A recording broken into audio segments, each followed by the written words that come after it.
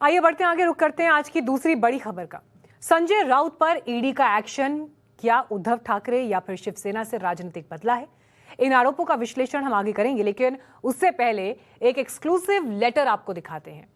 पात्रा चौल घोटाले में ईडी के एक गवाह, जिसकी पहचान उजागर करना ठीक नहीं है, उस गवाह का यह आरोप है कि ईडी पर आरोप लगाने के लिए उन पर दबाव डाला जा रहा है। इस गवाह ने यह भी स्वीकार किया है कि उसे जमीन सौदे में 4 लाख रुपए रजिस्ट्री अमाउंट के तौर पर और 36 लाख रुपए कैश मिले। अब बात चिट्ठी की, जिसमें लिखा गया है कि 4 फरवरी 2022 को ईडी ने जमीन सौदे पर पूछताछ के लिए मुझे बुलाया था। उस दिन के बाद से कुछ लोग कॉल कर रहे हैं और मिल रहे हैं। वो मुझे मीडिया में एक बयान देने के लिए कह रहे हैं। ये कह रहे हैं कि बयान दो कि ईडी ने दबाव डालकर बयान लिया। वो मुझसे पूछताछ का ब्यौरा भी जानना चाहते हैं। 16 फरवरी को बाला कदम और सुनील राउत मुझसे शाम 3:45 बजे से 4 बजे के बीच माटुंगा में दुर्गा परमेश्वरी रेस्टोरेंट में मिले थे और साफ तौर पर मुझे मीडिया में स्टेटमेंट देने के लिए कहा था। अब इस चिट्ठी की सच्चाई क्या है, वो जांच के बाद साफ हो पाएगा। लेकिन आज पूरे दिन महाराष्ट्र की सियासत में क्या हलचल रही, संजय राउत की कस्टडी के लिए ईडी ने क्या क्या दलीलें दी और कोर्ट ने उन दलीलों पर क्या आदेश दिया।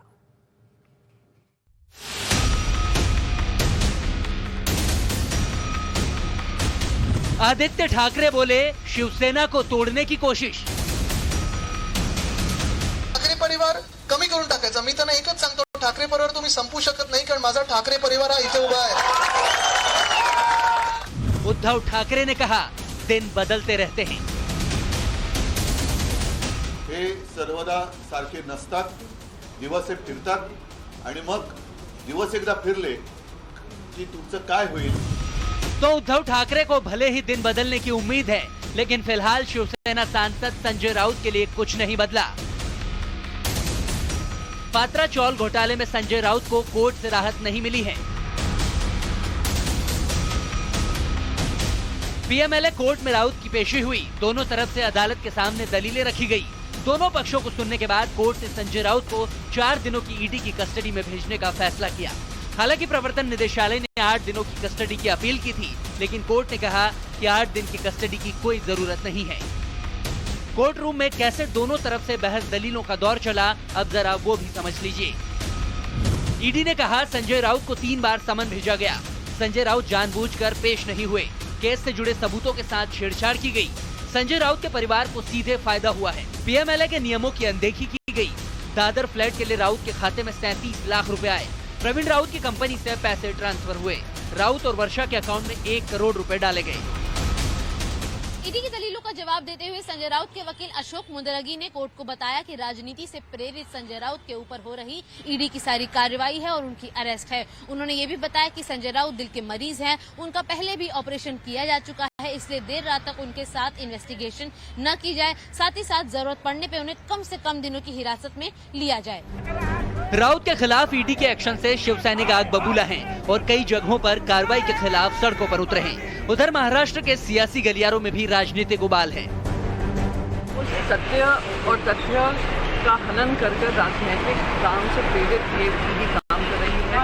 इस तरीके से ईडी का काम एक ही रह गया, विपक्ष के लोगों को परेशान। इन सेंट्रल एजेंसीज को इस तरह से कोर्सिव एक्शन, इस तरह से ये करना ये ठीक नहीं है। आज तुमच्याकडे आहे म्हणून तुम्ही जर का इतरांना संपवण्याच्या मागे लागणार असाल तर दिवस हे सर्वदा सारखे नसतात, दिवस हे फिरतात आणि मग दिवस एकदा फिरले की तुमचं काय होईल ह्याचा विचार सुद्धा नड्डा साहेबांनी आणि भाजपाने करण्याची आवश्यकता है। मुझे संजय राउत पर अभिमान है और बाला साहब का असली सैनिक सिर्फ वो पिक्चर देखने के लिए ठीक है, पुष्पा झुकेगा नहीं, लेकिन ये झुका नहीं। जो झुकने वाले थे वो हमाम में चले गए और झुकने वाला कभी शिवसैनिक नहीं हो सकता। आता त्याच्या बाबतीत चौकशी सुरू आहे आणि जे काय आहे चौकशी अंतिम समोर येईल। आम्हाला पण जेलमध्ये घालायचा विचार केला होता, आमची देखील खूप बदनामी केली, ठीक आहे, पण आम्ही ते विसरून गेलो। आम्ही या सर्वांना मी आज अगोदरच सांगितलं की आम्ही कुठल्याही पातळीवर, खालच्या पातळीवर समोरच्याने आरोप केले मग आम्ही करणार नाही। आम्ही त्यांना कामातून उत्तर देऊ। संकट के वक्त में संजय राउत उद्धव ठाकरे के सबसे बड़े सिपहसालार हैं।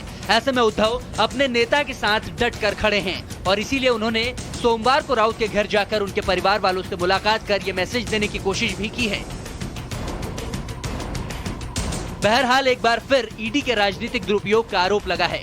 राजनीतिक बदले की कार्रवाई के सवाल हैं, लेकिन ईडी का एक्शन भी यूं ही तो नहीं है। प्रॉपर्टी, पैसों का लेन देन और बरामदगी, पैंच कई है और अगर राउत का इससे कोई लेना देना नहीं है तो कानूनी कार्रवाई से डर कैसा। मुंबई से शिवानी मिश्रा के साथ bureau report, times now Navbharat. तो ईडी के एक्शन पर दुरुपयोग का आरोप लगातार लग रहा है, लेकिन हमने आपसे ओपिनियन लिया और ये सवाल पूछा कि ईडी के इस एक्शन को, क्योंकि हिरासत में चले गए संजय राउत, तो आप किस तरह से देखते हैं। अब आपको सर्वे के जो नतीजे सामने आए उसकी एक झलक दिखाते हैं। इस सर्वे के नतीजे में संजय फंस गए हैं ये मानने वाले लोग 76% हैं, यानी एक बड़ा हिस्सा ये मान रहा है कि संजय राउत की मुश्किलें बढ़ गई हैं। 7% लोग ही ऐसे थे जिन्होंने सर्वे में हिस्सा लिया जो इसे पॉलिटिक्स मान रहे हैं या साजिश कह रहे हैं। तो कर नहीं तो डर नहीं कहने वाले 9% लोग हैं, जबकि 8% लोग इसे उद्धव ठाकरे के लिए भी झटका मान रहे हैं, क्योंकि संजय राउत उनके बेहद करीबी हैं। अब सवाल यह उठता है कि संजय राउत के खिलाफ ईडी के एक्शन से शिवसेना पर असर क्या पड़ेगा। क्या इस कार्रवाई के बाद शिवसेना की हालत और खराब हो जाएगी या फिर पार्टी को इससे किसी तरह का फायदा हो सकता है। अब सुनिए इस पर एक्सपर्ट क्या कहते हैं।